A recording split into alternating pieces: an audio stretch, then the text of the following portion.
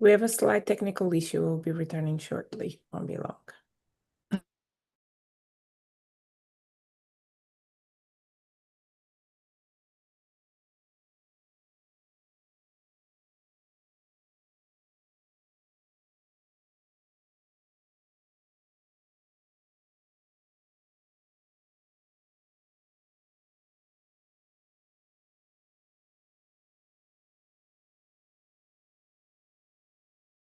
Designed for you, and we want you to use the time to listen, learn, share your experiences, and ask questions to our Black doctors. During every session, we will gather your feedback so we can continue to respond to the needs of our Black community. To request any particular topic, please email health@can.org.uk. We encourage you to invite others to our Health Hour sessions. Spread the word in our community.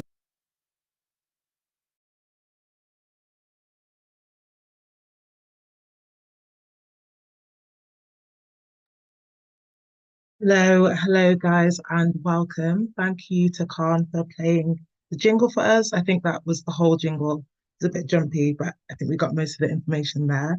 Happy Saturday, guys. Thank you for joining us for another Health Hour, especially on a Saturday morning. We're sure that this will be a good start to your weekend, so I'm very excited to get into it. Let us know through messages and on the chat where you guys will be listening in from today.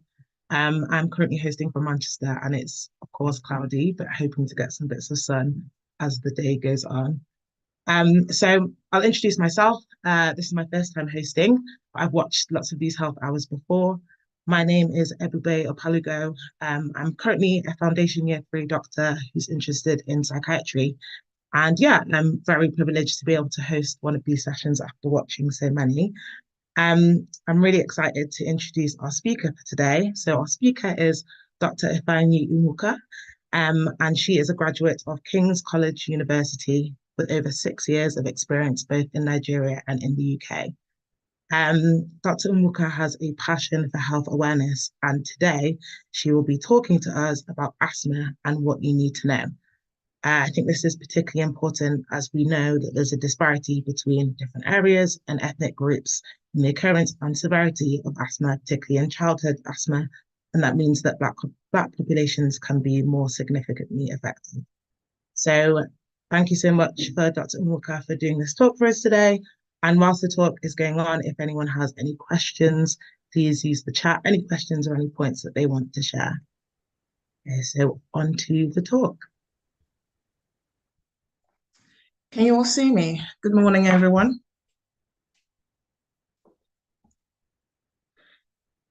All right, my name is Ife. I'm Dr. Onwuka, but usually called Ife for easy pronunciation for those who cannot pronounce my full name, which is Ifeanyi Onwuka.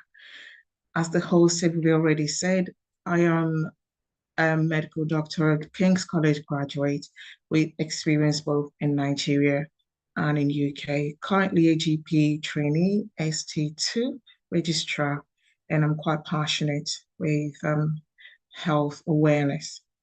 So today we'll be talking about asthma, a very common but yet life-threatening condition which occurs in all age groups, but most commonly in children. So please bring your pen and paper, pay attention, ask questions, and we'll be here to answer it. All right? Dr. Ife, sorry to interrupt. We can see your notes, which is totally fine, but okay. I don't know if you want us to see it. Right, so I probably would have to share a different slide.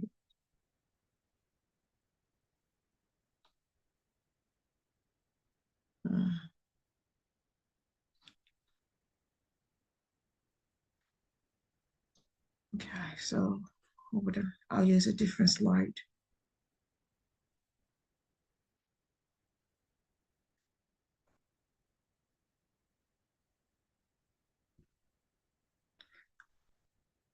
Great.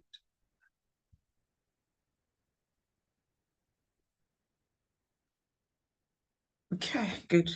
Is that better? Yes, perfect. Fantastic. Good. So we start with introducing asthma. As you already said, is a chronic inflammatory disease. So when we say chronic, it's a long-term thing, and it's an inflammatory reaction in the airways, and it causes a restriction in the airways, which then affects how you breathe. It may sound very common, but the symptom that it presents can go from being very mild to being life-threatening, and some people do die from it.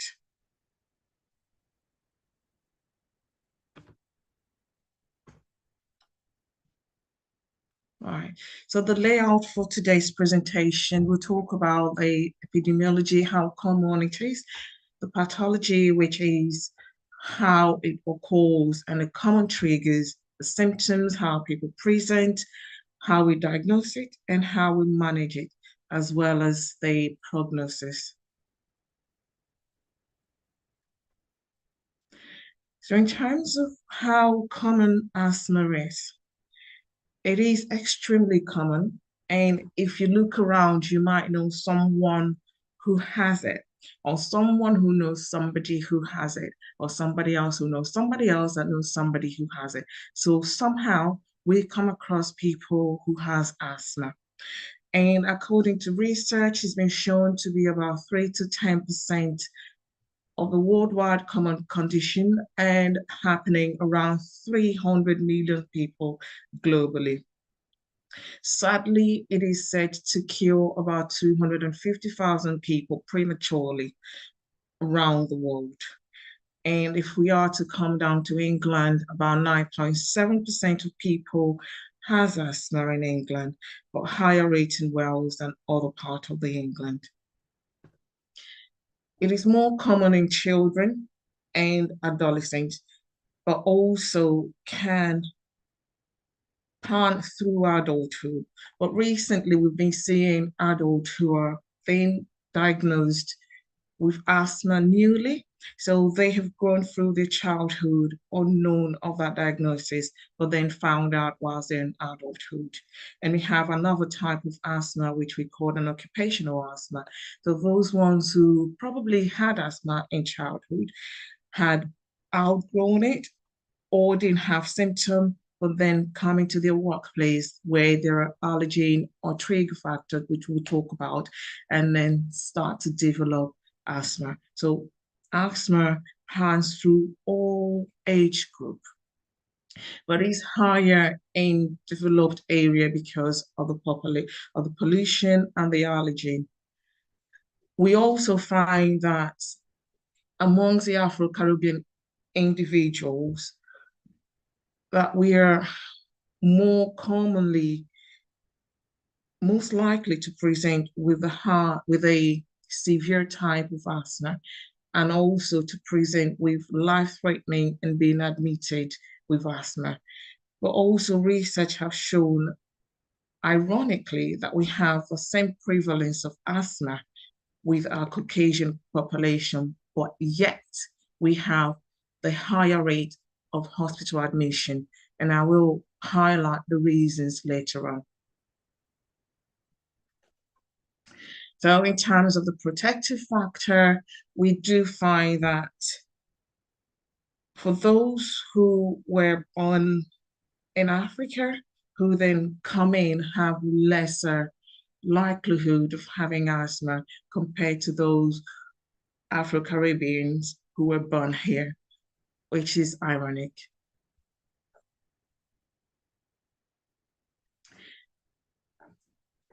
So, pathophysiology. How does it happen? What causes asthma? Although most people know that asthma makes them, for those who have asthma, we say they find it difficult to breathe, but sometimes you don't understand why. Sometimes it happens now, and the other time there's nothing happening. So we will break it down. Just going to try and break it down as to how it happens. So with regards to asthma, for those who have asthma, your airways, so the airways goes from, you look at this picture. When you breathe in, you have your nostrils panning through the bronchiole, and then the bronchioles breaks down into smaller bronchioles and all of that, where you have the smooth muscles and then the overlining, the cartilage and everything else. In person who do not have asthma, where you have this airway here, very clear, air can go in, air can come in. For in asthmatic people, you see this is their airways during attack, and this is your airways, and this is your airways when they do not have any attack. So in these airways where there is no attack in asthmatic people, because that airway have become hyper-responsive on things which normally those who do not have asthma will not respond to. I can breathe it in and I wouldn't respond to it. Someone with asthma will breathe the same air and then their airways respond inappropriately to that air, to the pathogen, to the allergen.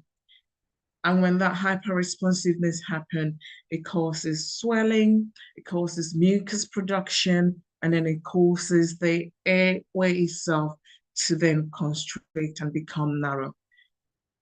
That gets worsened during asthma attack. So in this one, you can see there's small airways there, but when they have the attack, the airways becomes even more narrowing.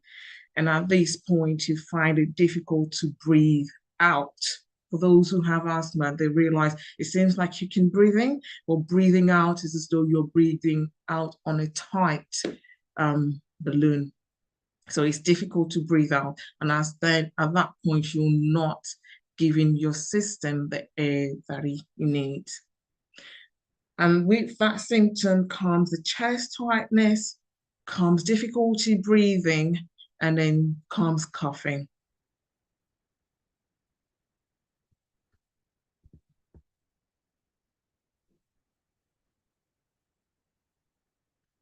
Okay. So as we said in the previous slide, so the hyperresponsiveness when it comes in contact with triggers.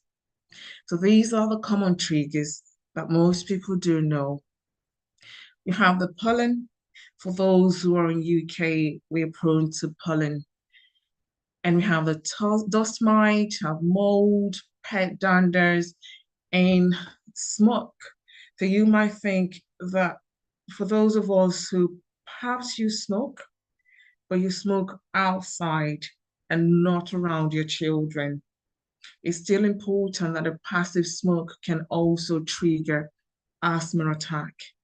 Air pollution, strong odors for some people, strong perfume, strong air fresheners can trigger the hyperresponsiveness.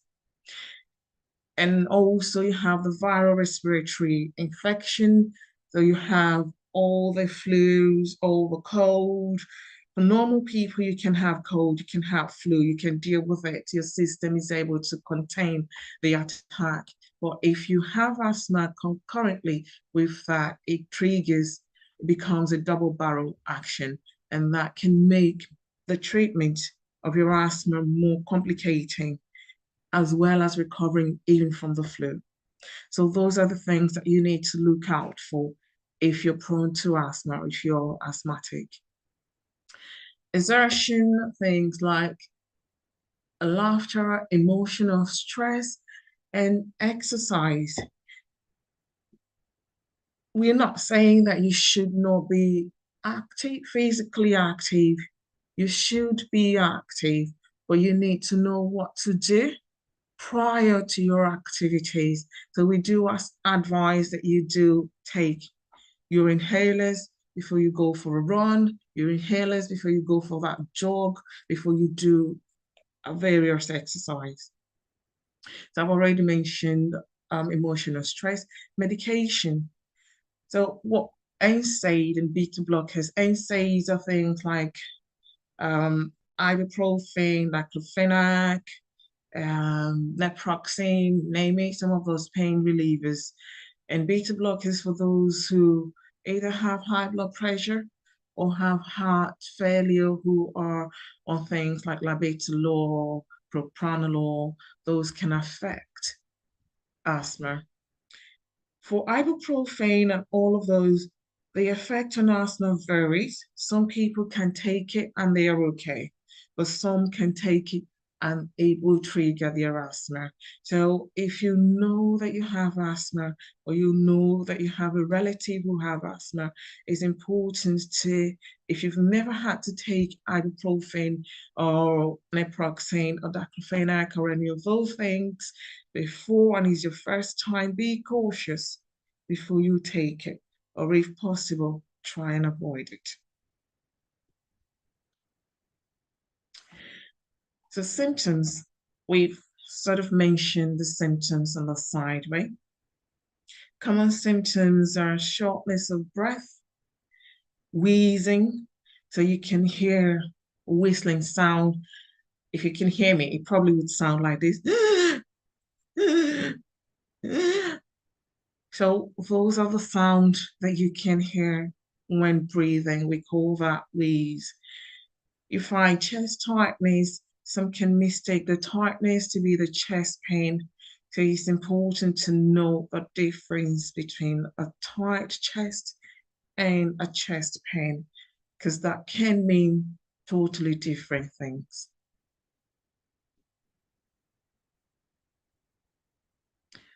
So with chest tightness, it means that your chest feels like something is tying it round. You're not able to expand your chest as well as you want to. And that's what it feels to have a chest tightness. Cough, very common, but cough can be most likely at night or on waking, or sometimes when you're lying and you find that you're coughing up things, a lot of phlegm at some point. Symptoms can vary, but most commonly at night or earlier in the morning or during exercise, or sometimes when you come in contact with your triggers. So in terms of diagnosis, as with any other medical diagnosis, history, physical examination, and investigation. So in terms of history, and this is to both our parents, for those who have children who you're suspecting may have asthma, or yourself, when you do go to your doctors and the doctor is asking you a question, the history is important because it helps us to find out the pattern of your breathlessness, how common it is, how common you're experiencing it, and it helps us to decide how severe your asthma is and how to channel both the diagnosis, investigation, and treatment. So please be open. Tell us everything you know. Tell us how it started, how often you feel the symptom, what the symptom feels like, and what you think is going on. And after you've said all of that, your doctor would examine you. So you see us listening to the chest, because sometimes you as a mother, you may not hear the sound, the wheezing sound that I mentioned earlier, but we can hear it using a stethoscope. And sometimes we may not be able to hear it at the time, because at that time the child or yourself may not be experiencing the asthma attack. So we probably may not be able to hear it. And that's where your history becomes extremely important, because that history will tell us, although we're not hearing what we think we need to hear, but because of what you told us, which sounds very much like it, we need to push further to do the rest of the investigation. So the investigation goes on. We have the spirometry, and this is available for those who are 5 years and above, because then you're able to do what you're asked to do, follow instruction. We measure what we call the nitrogen that you breathe out when you breathe in, and that can tell us a bit more. We do the peak flow depending, so the investigation is a stepwise process. So we do the first one first, and then if that doesn't give us the answer we want, and we're still suspecting it, we go to the next one. We go to the next, and the next, and the next. So what we want to do is to make sure that we have a clear diagnosis. And this is important because when you have a clear diagnosis, we can plan a treatment, a management that suits you, and you can follow, and we can follow you up. But if we don't have a clear diagnosis, then we need to fish out all reasons why you're having the symptoms that you are having, because there are other mimic things for asthma, especially in adults. So for those who may be having what we call a chronic obstructive pulmonary disease, you may be having a heart failure, and that can also present like asthma. But if we do these investigations and we don't find answers, it's important we check other things that may be presenting like asthma. So please give us a good history. Tell us all you know, including your lifestyle. Okay, so in terms of management, treatment, as I said, it depends. How do I say this? So in terms of treatment, how we treat A will differ slightly with how we treat B. The first line of treatment is your lifestyle. So if you smoke, it's important that you seek help to stop smoking. Check your house. Is your trigger factors? If you have mold, because mold have been shown to be a strong trigger, not just triggering the asthma, but also a strong trigger to a severe type of asthma. Check your house, check for mold. Weight loss is important. It has been shown to increase the severity of asthma and make treatment less effective. So check on your lifestyle, arrange your life, put things in order. And then medication. The medication is a stepwise manner. Unlike before, I'll give an example. My oldest brother, he had asthma. And his asthma was, at the time, I didn't know, I didn't understand. So I'm looking back, I'm thinking how he was treated was just inappropriate, and perhaps the treatment might have made asthma even worse. So before, you have this blue inhaler on this picture. So most people see it as Ventolin. Most know it as a reliever. So it is called salbutamol, a short acting. So you take it when you're out of breath, to take a puff, push, and that's all. And then you feel the asthma is done and dusted. And the next time you feel out of breath, you use that again. And sometimes you feel out of breath, you use not even your own, you use your sister's, you use your siblings' own, you use your parents' own, and it's not yours. You've not gone in to have a proper diagnosis. And this has been shown to make your asthma worse. This has been shown to increase the likelihood of hospital admission and make it difficult to treat. So the treatment guidelines have changed. So if you're diagnosed with asthma, you are now treated with a low dose corticosteroid and then a beta blocker. So something like that Ventolin, but in conjunction with a steroid inhaler. Okay. The reason being, if we are to go back to, okay, so if we're to look at this, as we mentioned before, these inflammatory reaction that occur during hypersensitivity,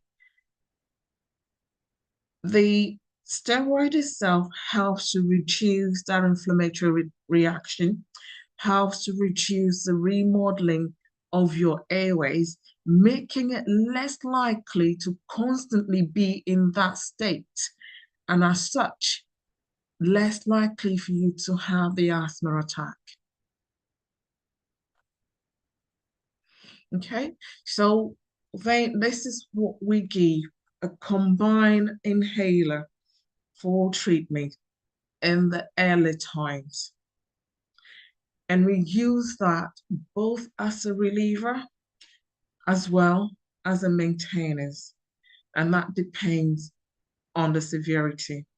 So if you have mild asthma, you use a mild form of this combined inhaler as a symptomatic relief.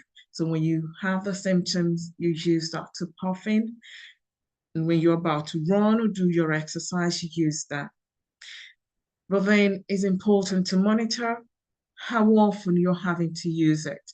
Because if you're having to use it more than 3 times in a week, it's important to let your doctor know. So at that point, we need to change treatment management. So we go on to a moderate dose, increase the dose, and as well as start to give you ones that you'd have to take on a daily basis.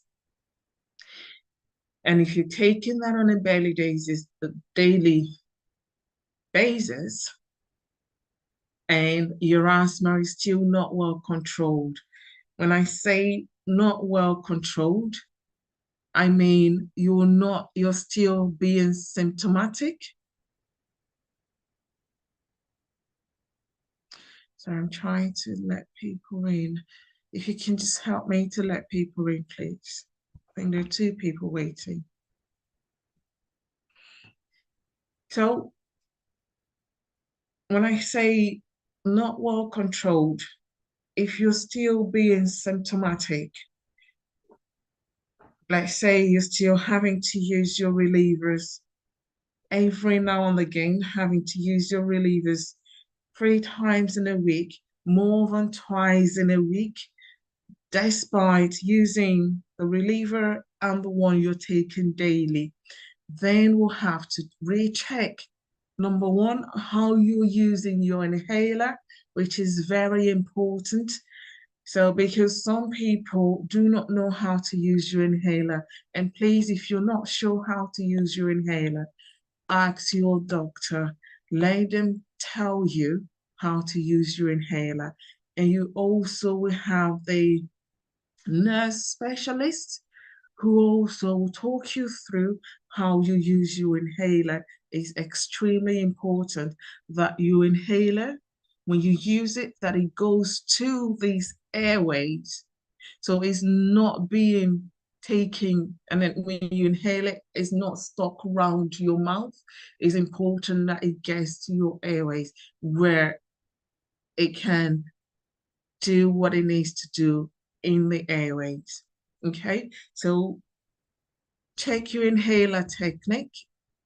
First of all, if you're still symptomatic, despite taking your inhaler, let your doctor know.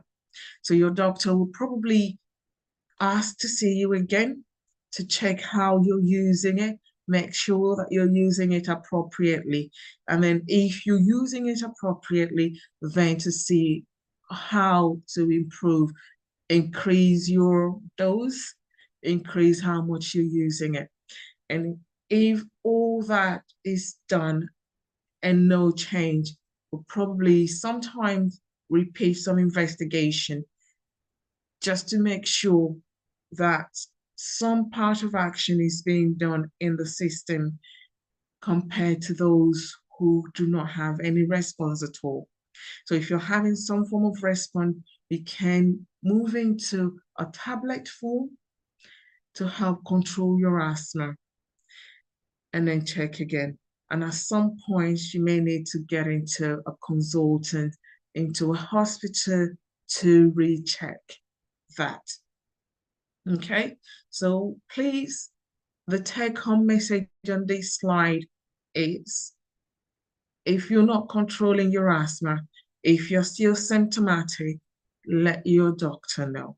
Do not keep it, because if that carries on, it makes it even more difficult to treat in the long run, and then increases your risk of hospital admission and a severe asthma, which can be life-threatening.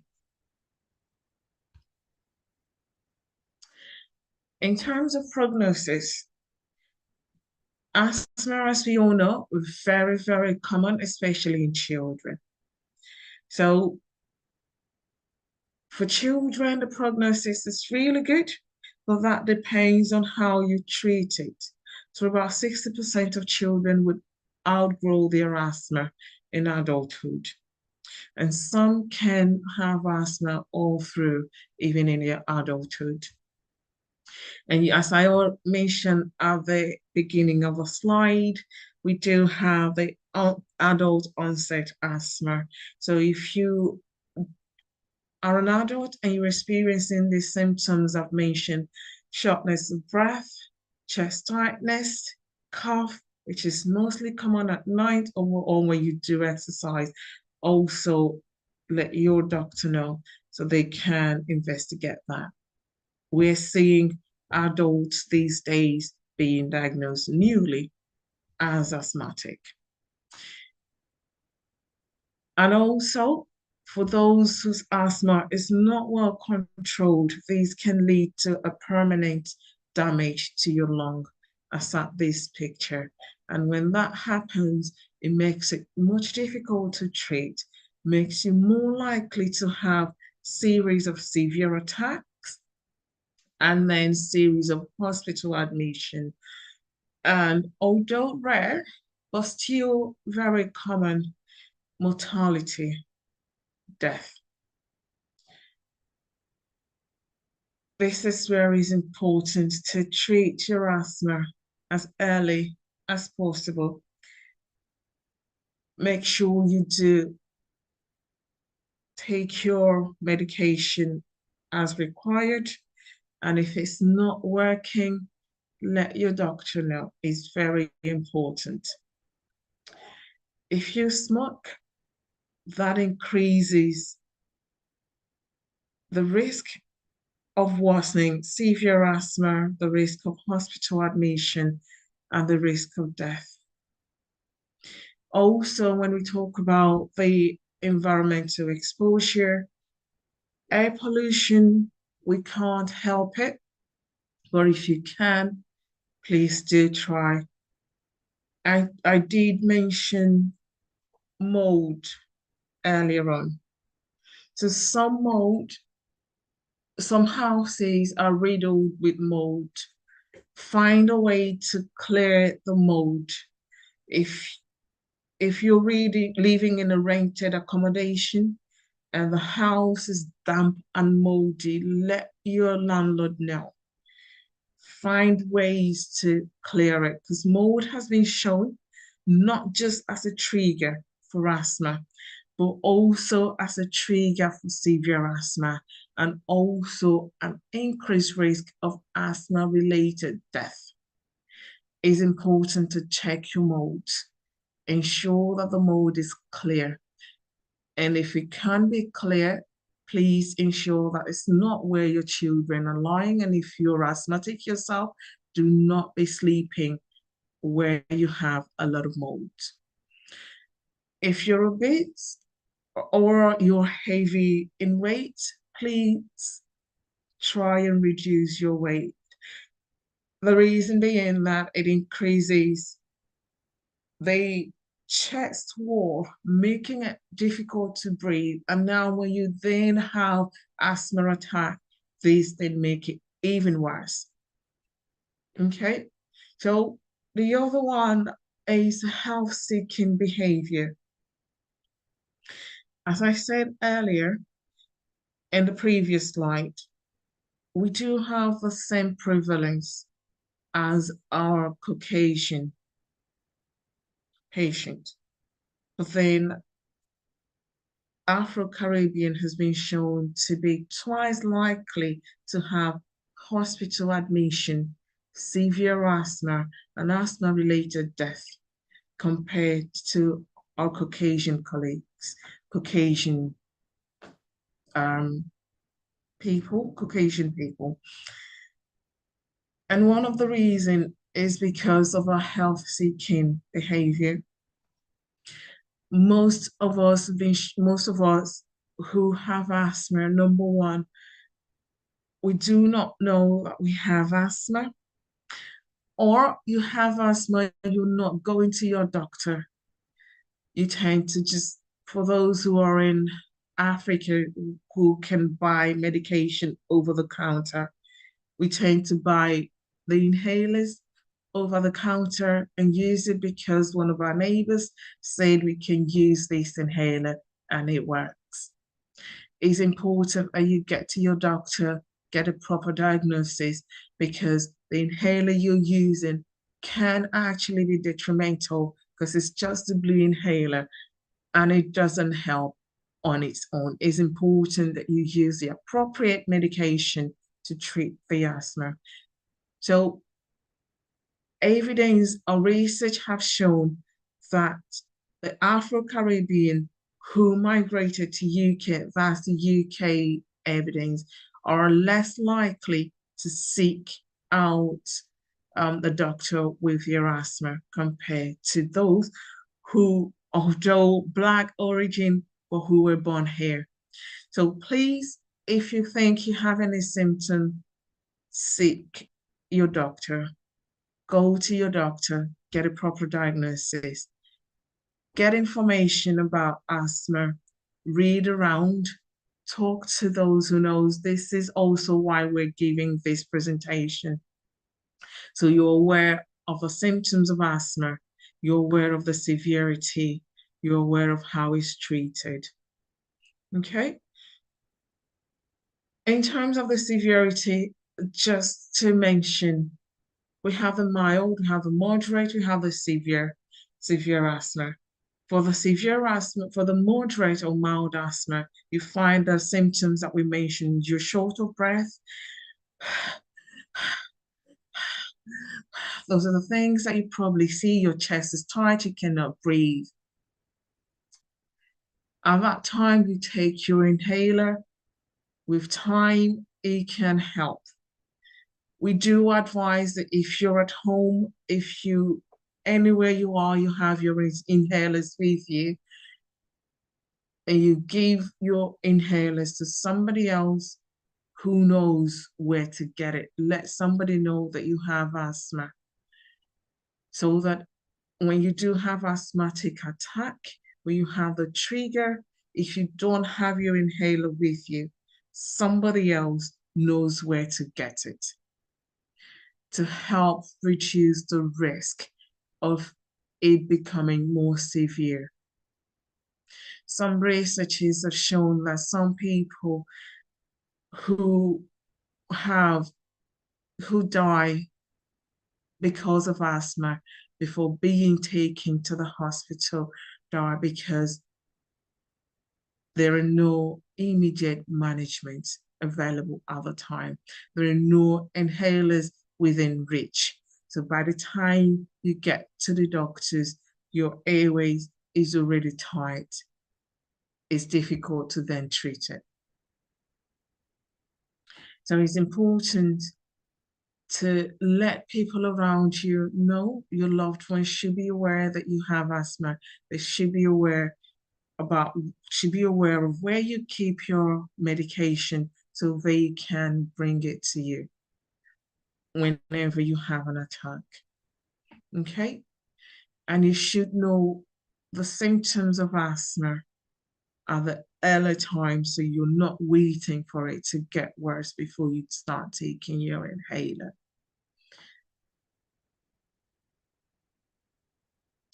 In conclusion, asthma is chronic, very common, very, very manageable if you seek help at the appropriate time, get diagnosis earlier on, get treatment, and also manage your lifestyle. Thank you. Please, if you do have any question, the floor is open.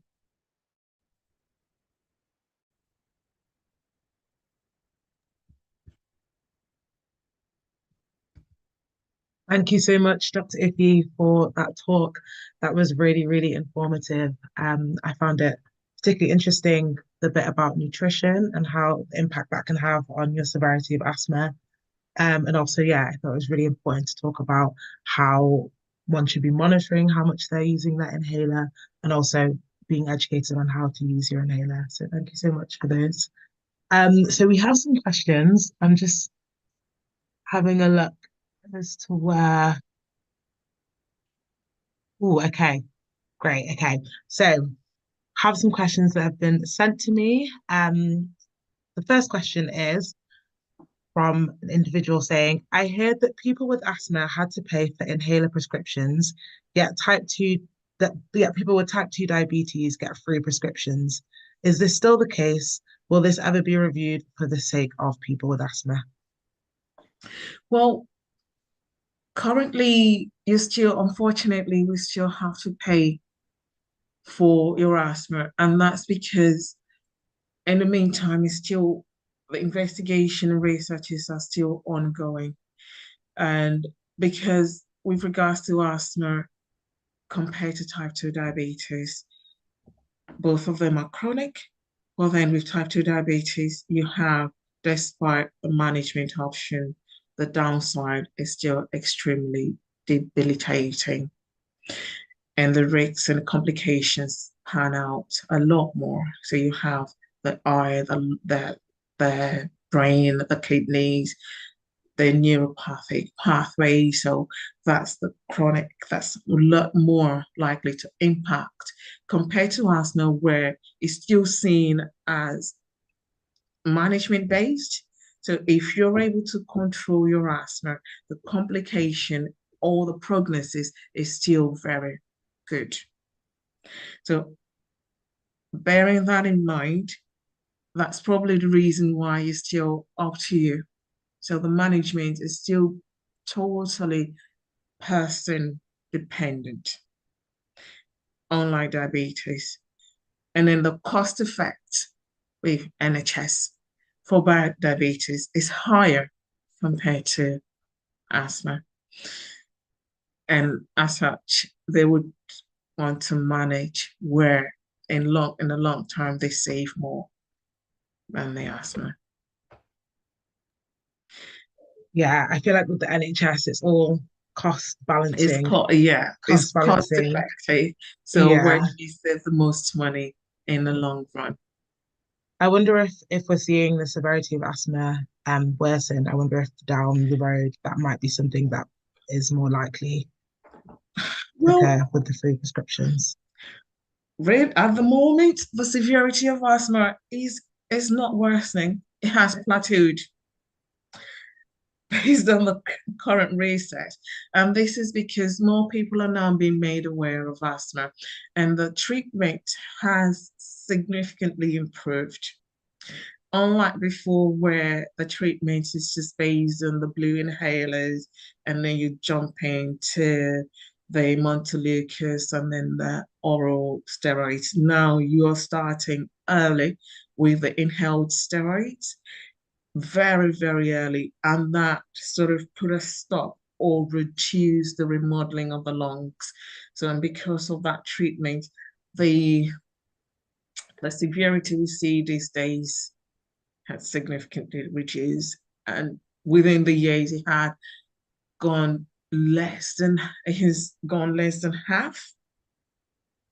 So there is significant improvement, but then we've not shown whether that improvement is matched with a Afro-Caribbean population yet. So the race West, they're still calling out for Afro-Caribbeans researchers to occur, so we have more information on them, but globally speaking. That's really interesting. Thank you. Okay, the next question is that many people in my family have asthma, some from childhood, some got it as adults, some smoke, and some don't. How do I avoid it? How do you avoid it? Unfortunately, sorry, I think I missed out the question. Some smoke, did you say? Yeah, so I think this person saying that there's a lot of people in their family who have asthma. Some of them have Mm-hmm. had it since childhood, Mm-hmm. some developed it as adults, and some of those people smoke, but some don't. And how they're asking how would they avoid asthma?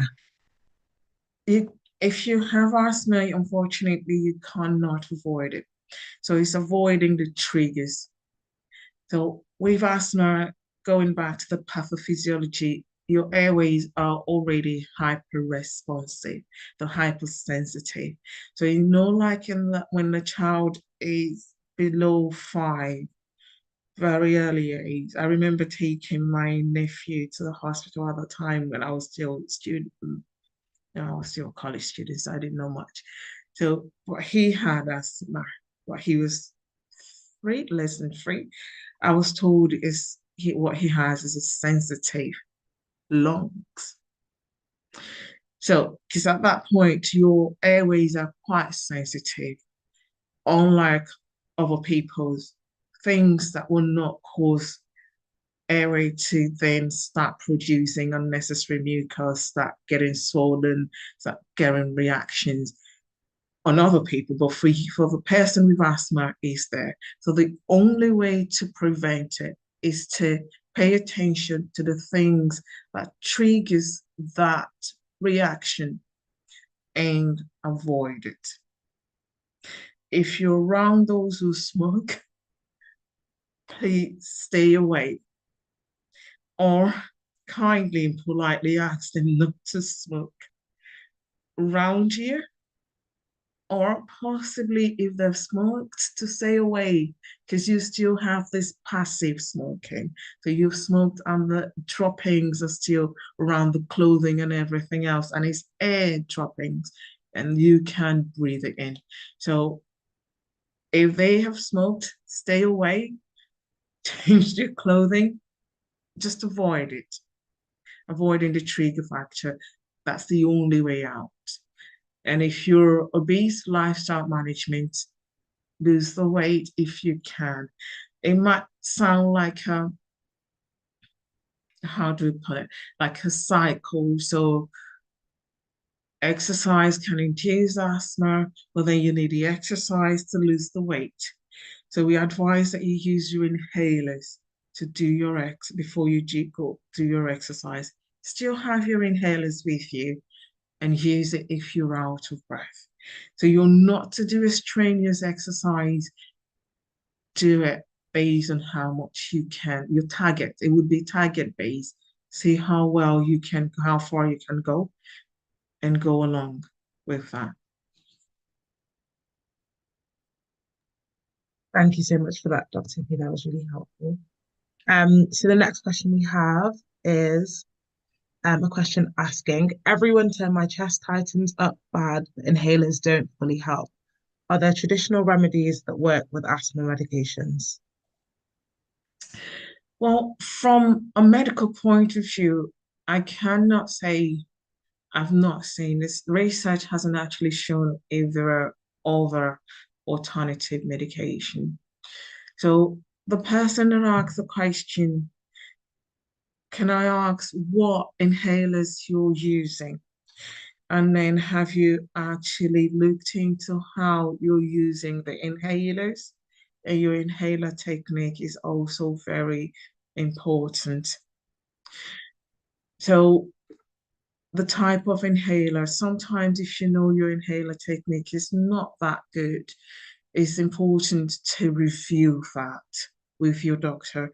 It's important if we use, for some people, unlike children, we use what we call the spacer. So it's a mask, and then you press on the aerosol and you breathe it in. That helps to ensure that you're actually breathing it in.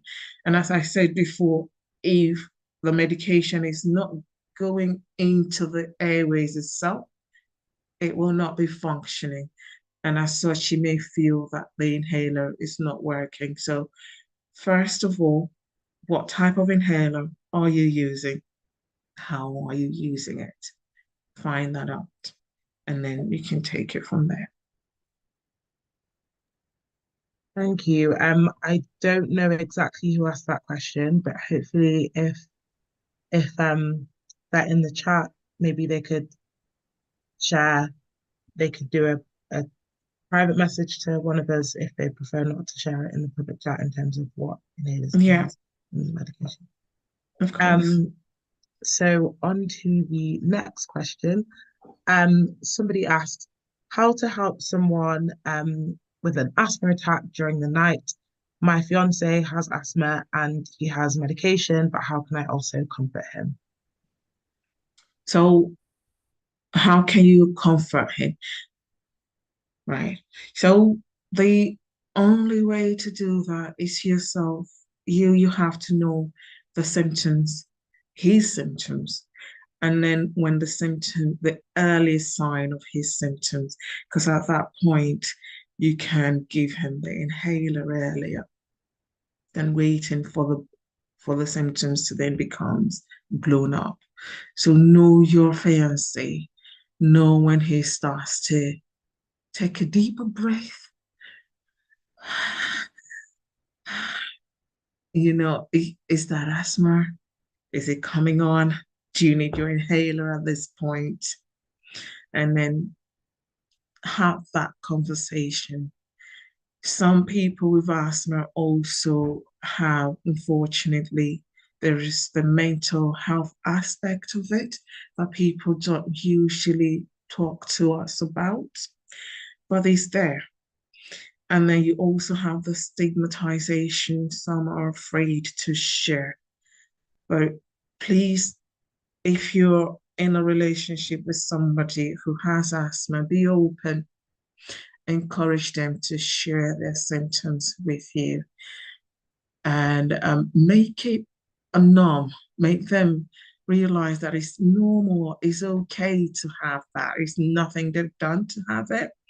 It's just let me know when the symptom is coming on so we know what to do. Okay. And if you've given the puffers one, twice, not helping, it's time to head on to the hospital. Even if he disagrees, you would know where to talk, how to talk him into going to hospital. I'm glad that you spoke about the mental health aspect because just that feeling of breathlessness can be a really anxiety-inducing experience. And sometimes it can be a cycle of the breathlessness and then anxiety worsening the breathlessness. Exactly. I wanted to ask, do you know of any like breathing techniques that can be helpful when someone is possibly anxious or also dealing with worsening asthma symptoms? Okay, so it's very tricky. We usually do ask when you have asthma, you find that they tend to sit up or lodge over because that helps with the airways to open up. So deep breathing and a slower breath is better. You can breathe through your mouth as slowly as you can, because when you feel that the asthma is coming on, you can be afraid. So we ask if you can, more like we tell people who are going through an anxiety attack, get a paper bag, blow into it, a form of distraction.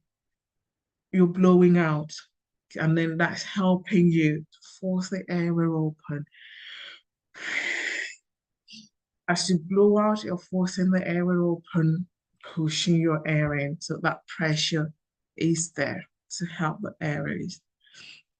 It's also important that you ensure that you are breathing out to be able to suck that inhaler in at that time. So it would be advised, if you can, have a spacer close to you, even if you feel your breathing technique, your inhaler technique is top notch. Because at the point where you're struggling and you're anxious, probably may not be using it, your technique may not be working well. So spacer would work the work. Just use that, press it 10 times, pour it in, and then be doing your deep breathing there. At that point, you know you're breathing in the right amount of the medication, and you're not worrying about whether you're puffing in or you're not. At least that takes away that anxiety. Thank you. Thanks for that. So we have another question.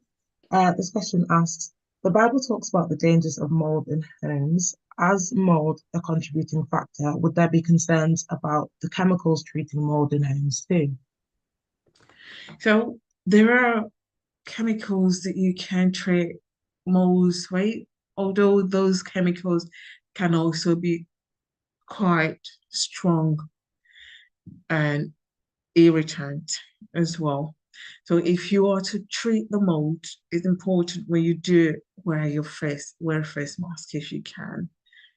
Treat it, but pour in when you're able to leave the house, not in the evening, not on the night when you still be in there breathing in all of those chemicals. Treat the mold. If you're going to treat it in the morning, do that in the morning, leave your windows open and move. So all the chemicals and everything else would have time. Leave your window. It's important that your window is open so you have ventilation, good air to drive both the chemical and the mold out. And also in terms of the mold, have your windows open every now and again, let the air in, keep your house warm as you can, and ensure there's a good ventilation. That on itself can help to deal with the mold. Okay, and if that doesn't help, please seek the help of the specialist to deal with the mold if you are asthmatic. We have 2 more minutes. We have 2 questions left. I'm just going to ask one of them because I don't know if we have time for both of them. But someone asked that during June, their hay fever is bad. However, they were not diagnosed with asthma, although they have members of their family that are asthmatic. How can the inhalers they've been prescribed help to manage their hay fever systems during hay fever season? And do I take the 2 inhalers each day to avoid an asthma attack? It's a bit complex. It is complex. Yeah, sorry. 2 minutes. This is what we call the seasonal asthma, or allergic asthma, or atopic asthma. So it's important to treat your hay fever as hay fever and then treat your asthma. I know both of them, but if you're not treating the hay fever, the trigger of the hay fever itself can then make the asthma treatment worse, because they are somehow concurrently running together within the airways. Although the hay fever is usually in the upper airways, whereas the asthma can be both upper and a little down the lower, where we call the dead space. So make sure you're having your clofenamin, but those ones that take the Piriton, to at least control that hay fever and thereby reduce the triggering factor on itself. And then use your inhalers as when needed. So in terms of the inhalers, if you're still using, make sure you're using the combined inhalers what we call the symptomatic relief combined inhalers. And if that's not helping, although it's seasonal time, let your GP know. So we can, what we call the target treatment or personalized treatment that can be targeted at that point in that hay fever season. So we target your treatment at that time, and it could be stepped down when that season is over and that hay fever time is over. So it's still important to use your doctors well enough. Thank you for that. That's iffy. Yeah, I guess I also just wanted to ask, because I'm not sure if this person has an asthma diagnosis, but I guess sometimes that GPs can suggest blue inhalers to see if it helps. So I guess it's important to try and gauge if the inhaler helps and then communicate that with you. Yeah. Okay, right at 12, I'm going to hand over back to Yusuf, who will wrap this up. Thank you so much, Dr. Iffy, for all of your insight and answering all of the questions. That was really, really helpful. Thank you.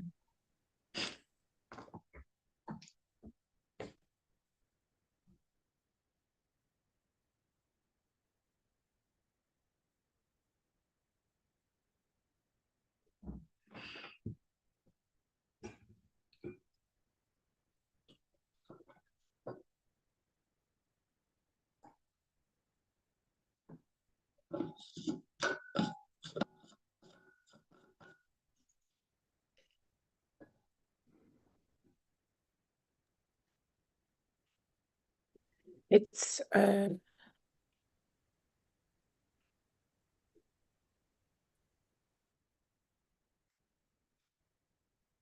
okay, thank you. 1 second, seems our colleague is in a different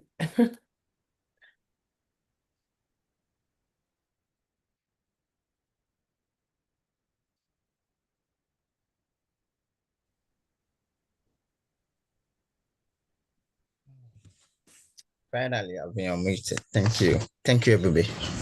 Yeah. What an insightful session we have there. A huge thank you to our distinguished guest speaker, Dr. Ifeanyi Onwuka, for guiding us through this critical aspect of asthma and its impact on our health. Your expertise was truly invaluable. Thank you. Thank you. We also grateful to all participants on this platform. Your engagement and energy made this discussion a very meaningful and truly special. Your continued support for our weekly half hour session is what keeps this initiative thriving and a success. Now let's look at some exciting updates on our health literacy sessions and the coming events in Cannes. 1, our weekly half-hour session led by Sorry, Yusuf, apologies to interrupt you. We can't see your slides. Could you please share your screen? My screen. You know, let me see. 1 minute. Let me share. You want me to share it for you? That's Yes, absolutely please. fine. Please do. Okay. Do you say there is echo? I wouldn't know that. It seems fine to Right. me. Yes, let's go. Yes.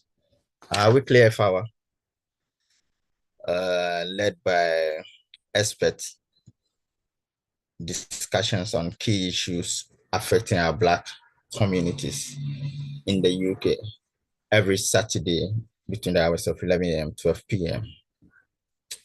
And each week, a dedicated healthcare professional share vital knowledge on patients' health topics.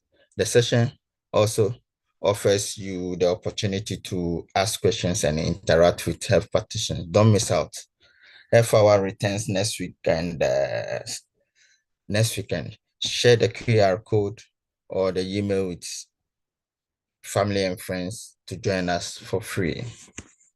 Secondly, we have Women Rush event taking place next week, 21st June 2025, both here in Manchester at Alexandra Park and down in London at Tower Hamlets between 12 noon and 6 p.m.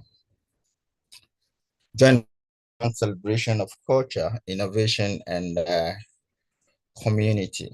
This event celebrates our Windrush generation, their contribution legacy to the British society. So come and enjoy live African Caribbean music, culture, performance, arts, etc. There'll be children's activity, family and friendly fun, and lots more. Next session, I think we have free health screening and wellness talk on the day. We also have stores for business owners to share their products and services to the general public, and maybe market them as well. It's free admission. Mark the day on your calendar. It's going to be fun, big, and unforgettable. Next page, please. Natasha, next page. Yeah, next. Storeholders, yeah, so it's for business owners. Yes, to come share their products and or services to the general public on the day. And the stores are for going out for a small fee. So if you are interested, you can contact us by booking using the by scanning the QR code to book your place. Thank you. Next page, please.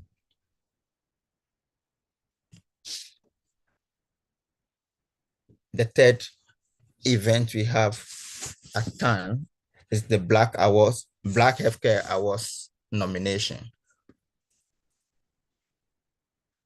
Nomination is now open. The award is scheduled for next month, 12th July 2025. Come, let's honor the change makers, the exceptional Black healthcare professionals making difference in our community, those leading with purpose and power. We need you to outstanding individuals within the categories such as nursing, surgeons, junior doctors, consultants, and more. Nomination is just within 5 minutes. Scan the QR code or use the link provided to submit your pick. Let's celebrate those who keep us safe and healthy.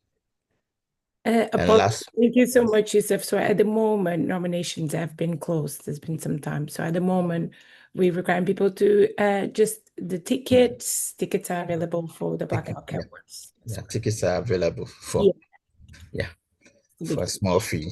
So you can still keep buying your tickets. Thank you, Natasha, for that. And last but not the least, we have next slide, please. Call for evidence. This is very important. It's an initiative by all parliamentary party group on Black Health that we call APPG. It's a call for experts, organizations such as ours, CAN, and individuals to formally provide insight, data, and recommendations to help shape parliamentary debates and potential legislation to tackle the health disparities affecting the Black community in the UK. You can scan this QR code provided here in order to participate in this vital survey for a better care and policy change for we the Black in the UK. Thank you once again for joining us today, and we hope to see you all next week. Thank you.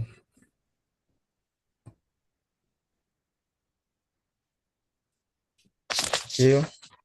Back to Ebube.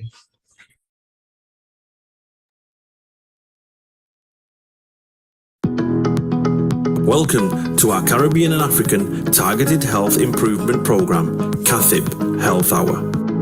The Caribbean and African Health Network, CARN, along with its national partners, are incredibly pleased to continue to bring to you targeted health and well-being education delivered by Caribbean and African doctors. These health hours are all about empowering, educating and giving space to Black people so our communities can look after themselves better. Every Saturday, our Black GPs or consultants present on those health and well-being topics that affect you, your family members and friends. Some weeks will vary and will include other panel members such as pharmacists, specialist nurses and faith leaders. Our health hours cover a range of topics and include mental health, heart health, women's health, reproductive and sexual health issues, men's health, respiratory problems, cancer, sickle cell and many more. We have not forgotten to include within our health hours the many societal, cultural, religious and racial challenges that can go hand in hand with health problems and influence how we should respond to meet health and well-being needs. The sessions are designed for you and we want you to use the time to listen, learn, share your experiences and ask questions to our Black doctors. During every session, we will gather your feedback so we can continue to respond to the needs of our Black community. To request any particular topic, please email health@carn.org.uk. We encourage you to invite others to our health hour sessions, spread the word in our community.